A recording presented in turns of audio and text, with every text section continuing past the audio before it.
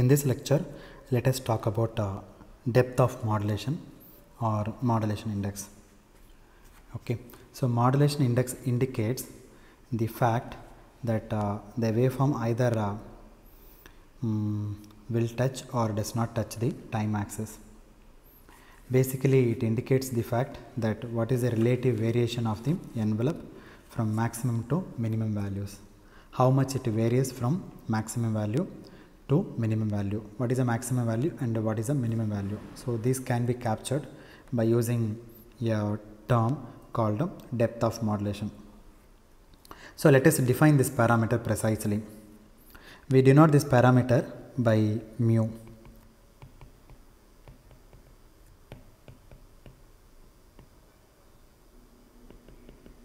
Depth of modulation.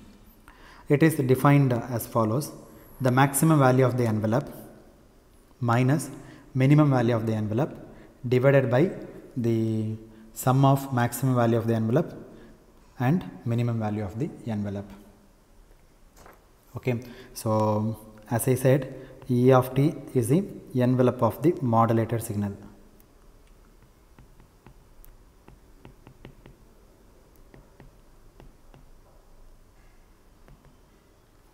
Envelope of the modulated signal. Now, what is the maximum value? Let me denote this maximum value by E max, which is maximum value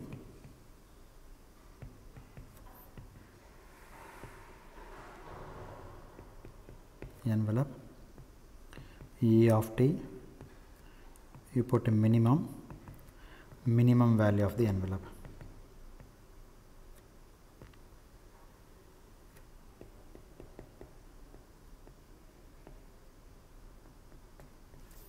Now, as I said, the mu is defined as the maximum value of the envelope minus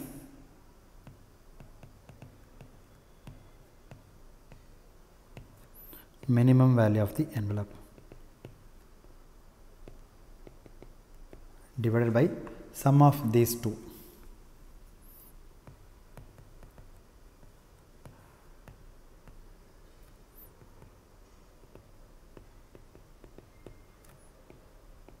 So, this is the definition of your modulation index.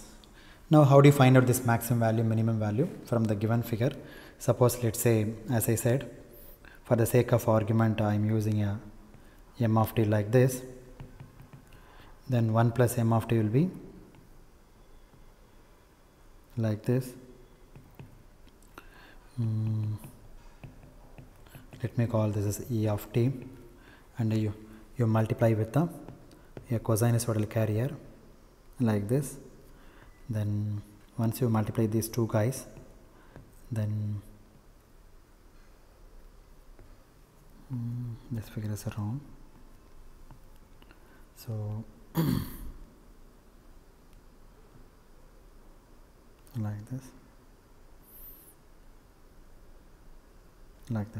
So this is a maximum value E of t,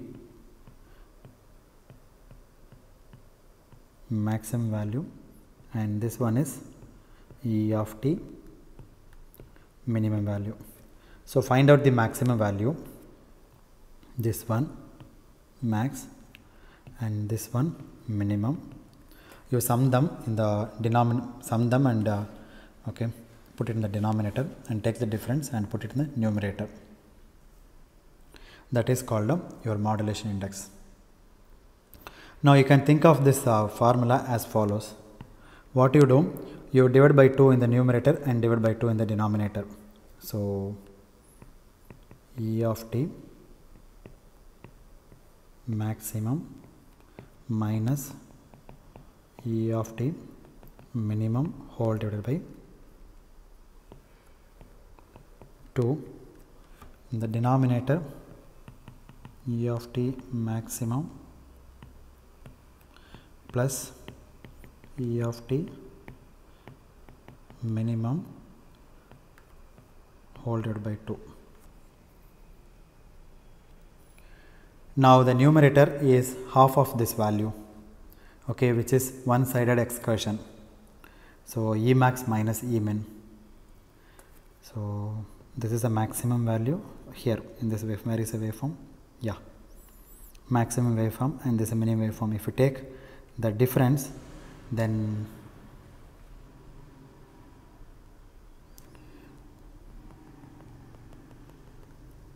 let's say this is 1.2 volt and this one is 0.2 volt.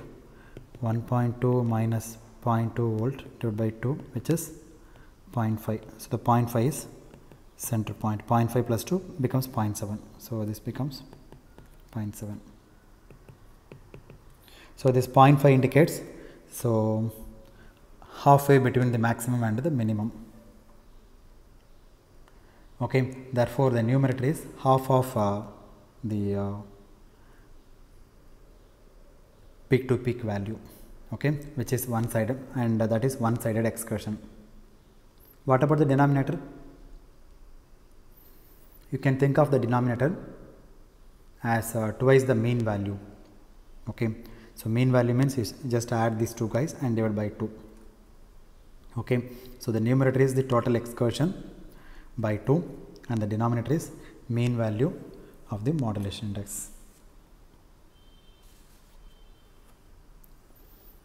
Okay, that's it about your modulation index. So your modulation index E of t is proportional to your message signal M of t. Recovery is very simple via a diode detector.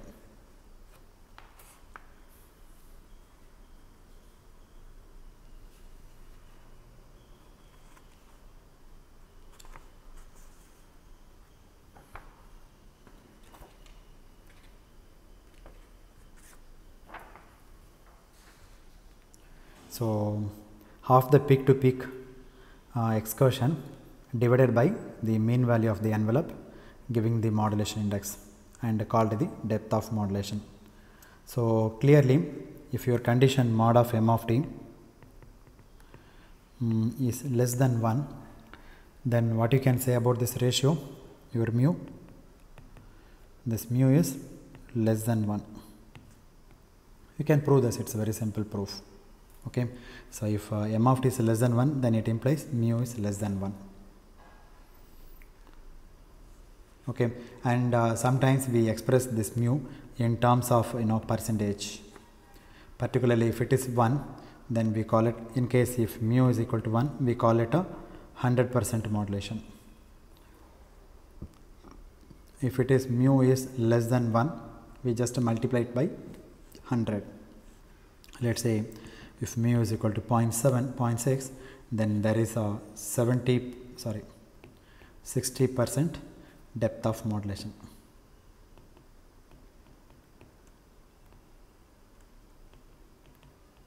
So typically the value of modulation will be less than 1 or equal to 1. It never exceeds 1.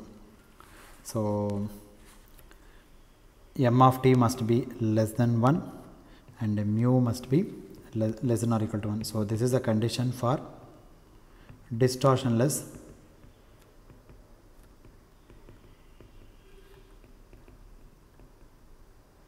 envelope. As I said, if M of t is greater than 1, then there will be change in the shape, so distortion will come. For example, as I said in the previous lecture, that let's say this is your M of t. Now 1 plus M of t is like this, and if you modulate this guy, then it will be like this, and here it will be like this. Now your carrier sits somewhere like this. If you demodulate, your envelope will be like this, 180 degree phase shifted here. So this portion is 180 degree phase shifted, but originally your message will be like this. Now this is different from this guy, so it is called a distortion. So I have positive part and negative part also, but here all are positive. So I am not getting M of t, but I am getting mod of M of t, so that I don't want. Okay, but if m of t is less than 1, m of t is less than mod of m of t is less than 1, then 1 plus m of t is always positive. Please recall this point from the previous lecture. So in that case, what will happen? Your signal will be like this. Okay, this is my 1 plus m of t, and if you do the modulation, then it will be like this, and in the negative direction it will vary like this. Then your carrier will oscillate. Therefore the envelope is the same as, this is my envelope, the envelope is the same as my message signal m of t. So message signal will not be distorted if this condition is satisfied. So that is why we wrote this is the condition for distortionless envelope. Okay, so if you want the envelope to have to follow m of t without distortion, then this condition must be required. Okay, so this is the condition that should be satisfied. So now the maximum value, as I said, mu is equal to 1, that you can prove very easily. Okay, so you can put here and you can substitute. From this expression you can prove that.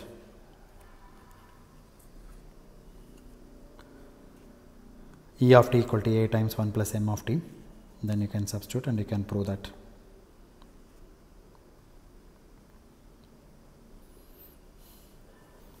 So how do you prove this? Maybe let me give the hint for this. Now at the most I can allow this guy to touch the 0 line. I cannot go beyond that. Okay, I can touch the 0 line. If it crosses a 0 line time axis, then there will be some distortion. So my minimum value E of t minimum can go to 0. Okay, and the maximum, let it be as it is, E of t maximum. Now you substitute these values in this formula. So E of t maximum minus E of t minimum. Okay, I cannot go beyond less than 0. If I go less than 0, as I said, distortion will come. Where is it? If you look at here, see, there is a distortion, 180 degree phase distortion will be there. So in AM modulation, the signal should not cross your message signal should not cross the time axis. Therefore the minimum value it can take is up to the 0 point. So it should not go beyond the 0 point. Therefore I assumed E minimum can be 0. Okay, divided by E of t maximum minus E of t minimum. So this is straight away I can put 0.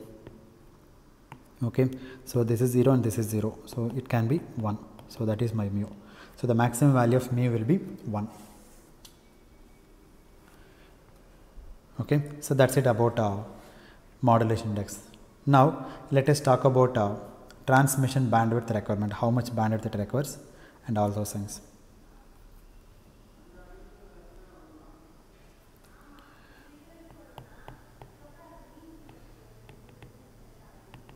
Transmission bandwidth requirement. We have already seen that the transmission bandwidth would be 2 times b, 2b. So bandwidth is equal to 2b. Now what about the transmitted power? Let me denote the transmitted power as ST. In the case of DSB-SC, if you recall, the transmitted power is ST is equal to carrier power times your message signal power SM. Now here your x of t is a cos omega ct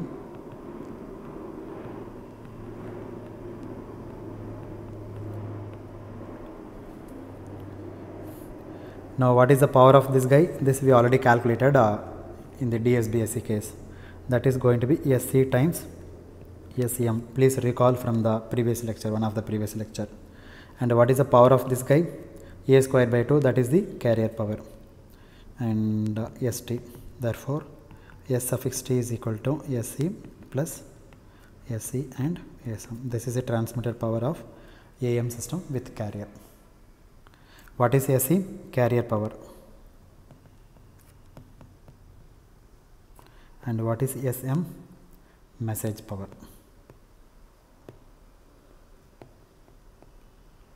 Okay.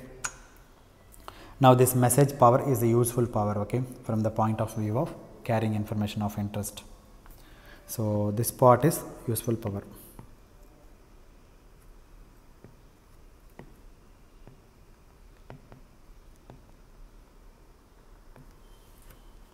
So since the carrier conveys no useful information about the message, you can define this factor called power efficiency.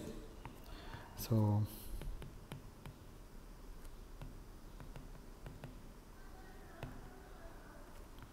okay, so this factor is called power efficiency. Let us denote this power efficiency by eta.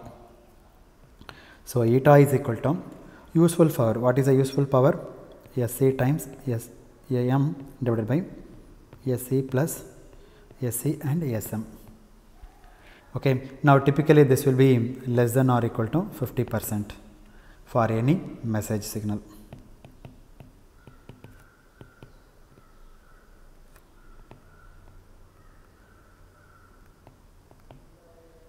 Okay, I am not proving this eta is less than 50% for any message signal, but one can prove that. In case if mu is equal to 1, then you can say that the eta is equal to 33.33% for mu is equal to 1, and message signal is a sinusoidal signal.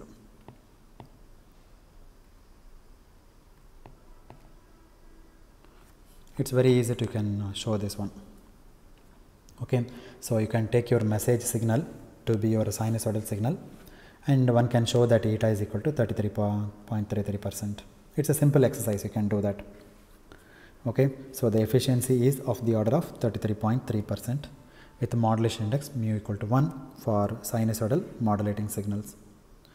This particular case is the one in which m of t is a low frequency sine wave and a larger modulation index. I mean larger the power efficiency that you will have.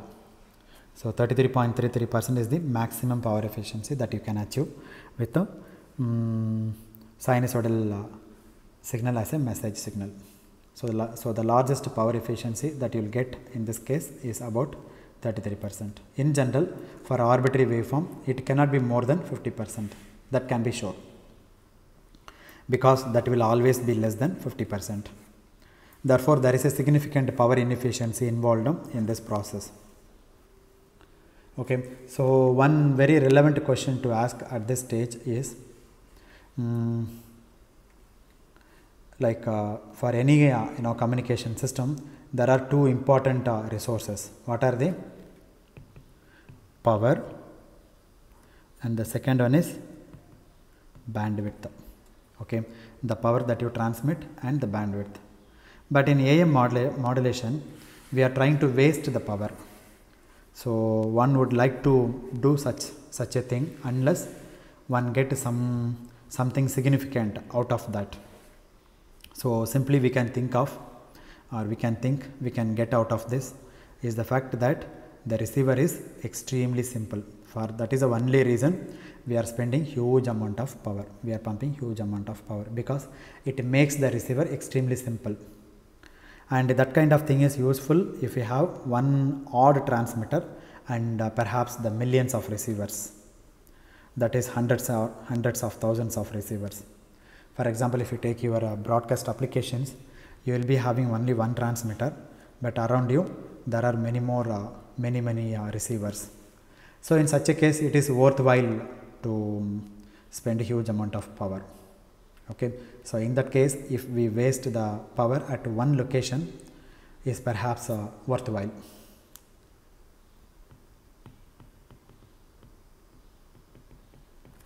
Okay, because the receiver becomes simple for so many users. In only in the transmitter you pump more power, but you have millions of receivers. So the cost of each receiver comes down drastically, and the power consumption also comes down drastically. If you don't have carrier, you should put a complex receiver circuit. That complex receiver circuit will consume huge amount of power, and cost of the receiver circuit also high. And then you cannot use it for portability conditions, because when you have portable devices like your mobile phone or FM receivers or AM receivers, then the power also very important in the receiver side. So it is okay to spend a huge amount of power at the one place, and millions of receivers are going to use very less amount of power, and the cost of the receiver also very less. So you should basically do the trade-off between the transmitter and the receiver. Okay, because the receiver becomes simple for so many users. Okay, and moreover it makes the cost much lower. So that is the real benefit, or that is a real reason that we are putting huge amount of power. Even though the efficiency is 33%, we are stick to use this modulation. So the real application of this kind of thing would be in broadcast applications, when you are transmitting at one transmitting station and a large number of people are tuning into their receivers and try to demodulate the modulated signal. So the power inefficiency can be tolerated in broadcast applications due to low cost of resulting the receiver.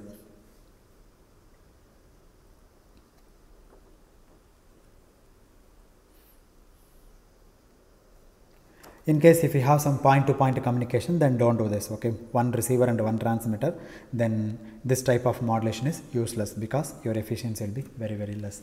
In that case, you can go for synchronous demodulation, and you can suppress the carrier.